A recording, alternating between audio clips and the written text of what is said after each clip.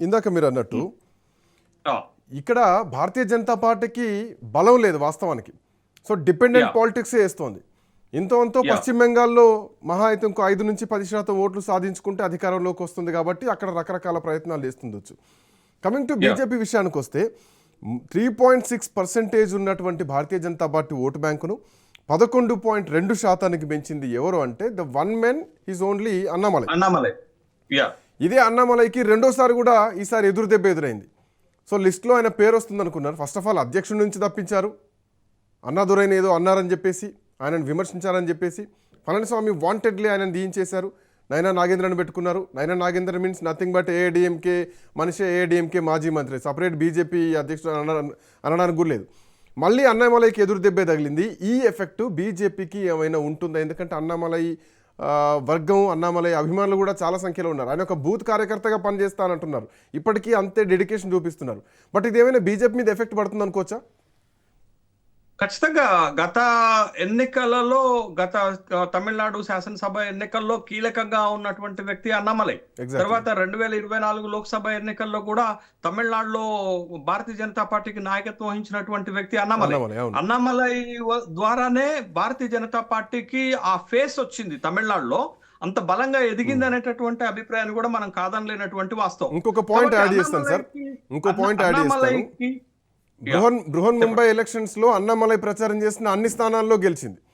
More over తెలంగాణకు వచ్చినప్పుడు చేశారు ఒక మూడు కార్పొరేషన్ డివిజన్స్ కు మాత్రమే అన్నామలై వాట్ ఎవర్ ఆయన ప్రచారం చేసిన దానిలో గెలిచింది. ఆయన కొంత క్రేజ్ ఉంది. ఈవెన్ తెలంగాణలో కూడా ఆయన క్రేజ్ ఉంది.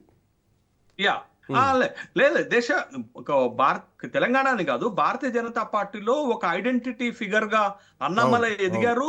భారతీయ జనతా పార్టీకి ఒక కీలకమైనటువంటి నాయకుడిగా ఎదిగారు. ఒకనొక సందర్భంలో భారతీయ జనతా పార్టీ జాతీయ అధ్యక్ష పదవి రేసులోనో లేకపోతే ప్రధాన కార్యదర్శి రేసులోనో ఉన్నట్టుగా కూడా వార్తలు వచ్చినటువంటి సందర్భంలో ఇప్పుడు అక్కడ ఉన్నటువంటి పరిస్థితి ఏంటి అని అంటే కంప్లీట్ గా భారతీయ జనతా పార్టీ ఏఐడిఎంకే పళనిస్వామి పైన డిపెండ్ అయింది. పళనిస్వామికి అన్నామలైకి చాలా గ్యాప్ ఉంది, డిఫరెన్స్ ఉంది. కారణం ఏంటి అని అంటే 2021 శాసనసభ ఎన్నికల్లో కలిసి పోటీ చేసినటువంటి భారతీయ జనతా పార్టీ ఏఐడిఎంకే తర్వాత పరిణామాల్లో విడిపోవటానికి కారణం అన్నామలై అనేటటువంటి అభిప్రాయము పళనిస్వామికి ఉంది. కాబట్టి అటు పళనిస్వామికి అన్నామలైకి డిఫరెన్స్ ఉంది. అనేక సందర్భాల్లో ఏఐడిఎంకేని విమర్శించినటువంటి సందర్భం కూడా ఉంది. కాబట్టి బట్ ఇప్పుడు అక్కడ టికెట్ రాకపోవటానికి ఇదొక కారణం అయితే, రెండో కారణం ఏంటంటే వనతి శ్రీనివాసన్.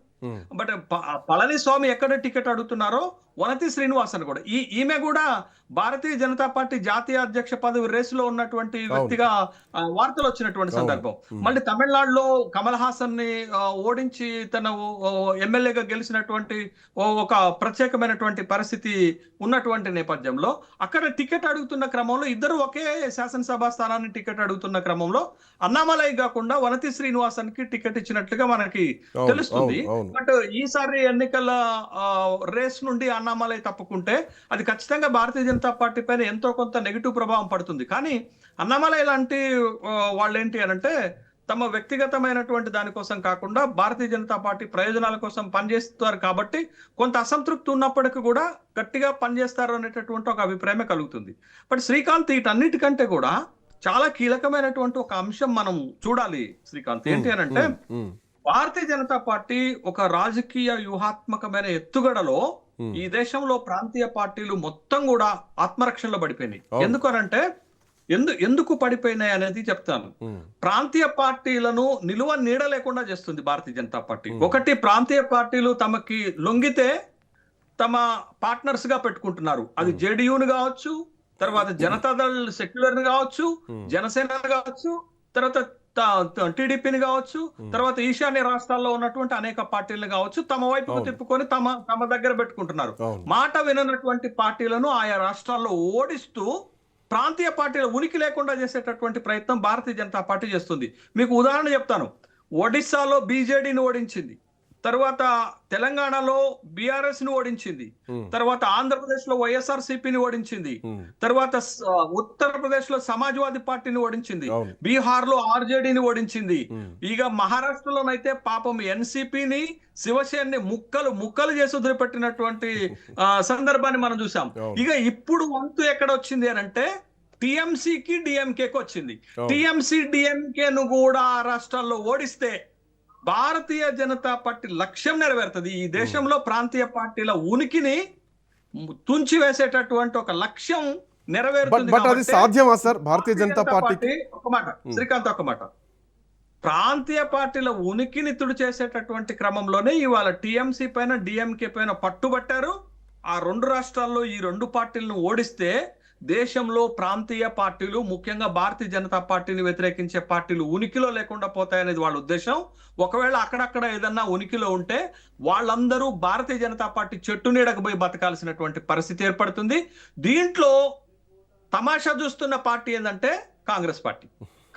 ఆప్ లాంటి పార్టీని కూడా, ఆప్ జాతీయ పార్టీ అయినప్పటికీ కూడా ఒక ప్రాంతీయ పార్టీ స్వభావం ఉన్న పార్టీగా చూస్తే దానిని కూడా నిర్వీర్యం చేసేటటువంటి కార్యక్రమం భారతీయ జనతా పార్టీ చేస్తుంటే దీంట్లో సోద్యం చూస్తున్న పార్టీ ఏంది అంటే కాంగ్రెస్ పార్టీ సోద్యం చూస్తుంది. ఇది మొత్తంగా భారతీయ జనతా పార్టీ ఒకవైపు కాంగ్రెస్ ని, మరొక వైపు ప్రాంతీయ పార్టీలని దేశంలో నిర్వీర్యం చేస్తూ ఒక బలమైనటువంటి ఎదురులేనటువంటి పార్టీగా ఎదిగేటటువంటి ఒక వ్యూహాత్మక రాజకీయ ఎత్తుగడ భారతీయ జనతా పార్టీ చేస్తుంది. దాంట్లో భాగంగానే తమిళనాడులో డిఎంకేని, వెస్ట్ బెంగాల్లో తృణమూల్ కాంగ్రెస్ ని ఓడించేటటువంటి దానికి ఎంత దూరమైనా పోతుంది. ఏ రాజ్యాంగ శక్తులనైనా, ఏ రాజ్యాంగ సంస్థలనైనా అడ్డం పెట్టుకునేటటువంటి ప్రయత్నం చేస్తుందని ఎన్నికల్లో స్పష్టంగా కనపడుతుంది.